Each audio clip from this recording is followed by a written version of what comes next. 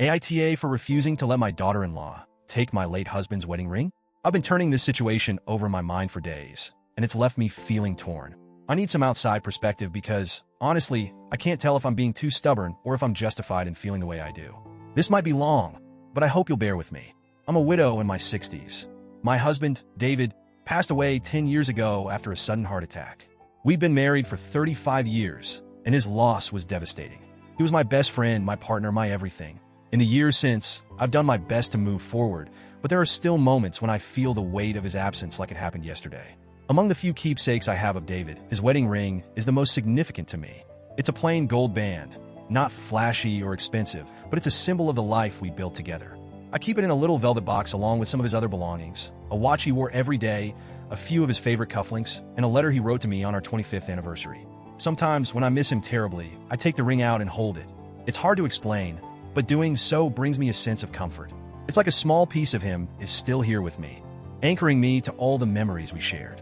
My daughter-in-law, Jenna, entered our family 3 years ago when she married my son, Ryan. Jenna is lively, warm, and has a way of lighting up a room. From the beginning, I've tried to make her feel welcome and included in our family. I know how important it is to feel a sense of belonging, especially when you're joining a new family dynamic. Over the years, Jenna has occasionally commented on David's ring whenever she's seen it. She'd say things like, "It's so timeless," or "I'd love to wear something with that kind of history." At the time, I thought it was just polite conversation, her admiring something sentimental. I didn't read too much into it. But last week, Jenna surprised me by asking if she could borrow the ring. We were sitting in my living room, chatting over coffee.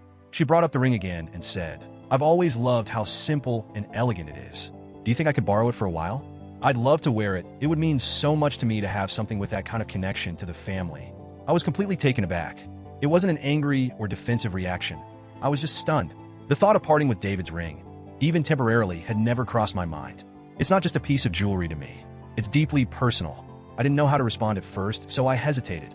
Jenna, sensing my hesitation, pressed on. She explained that wearing the ring would help her feel closer to the family and to David, even though she'd never met him.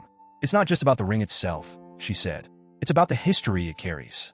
I want to honor that." When I finally found my words, I told her gently but firmly that I wasn't comfortable with the idea. I tried to explain how much the ring meant to me, how it wasn't just an object, but a part of my memories of David. I thought she'd understand, but instead, her face fell. She looked genuinely hurt.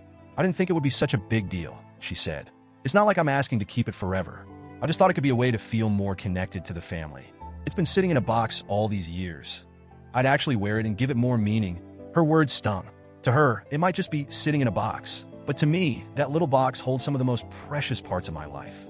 I told her as much, but she didn't seem to understand. She sighed and said, "I just thought you'd trust me enough to share something so special." Ryan stayed quiet during the conversation, which surprised me. He usually speaks up when tensions arise, but this time, he just sat there, awkwardly sipping his coffee. Later that evening, I received a long text from Jenna.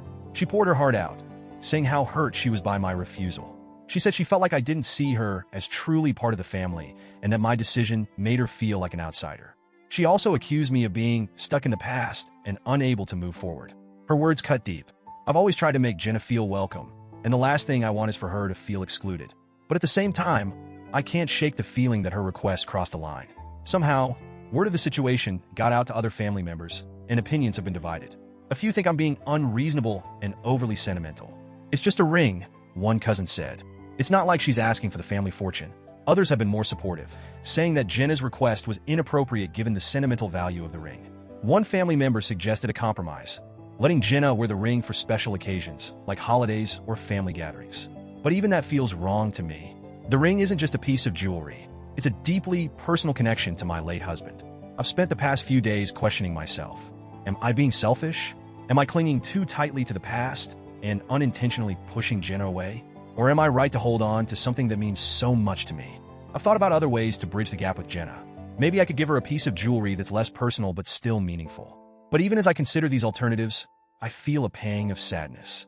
The idea that my refusal has caused tension in the family is heartbreaking. I love my son and want nothing more than for him and Jenna to feel happy and supported. But I also can't ignore my own feelings. This ring represents a lifetime of love and memories, and I'm not sure I can let it go, even temporarily. So, Reddit, I'm turning to you. AITA for refusing to let Jenna borrow my late husband's wedding ring? Or am I letting my emotions cloud my judgment and hurting someone who just wants to feel closer to the family?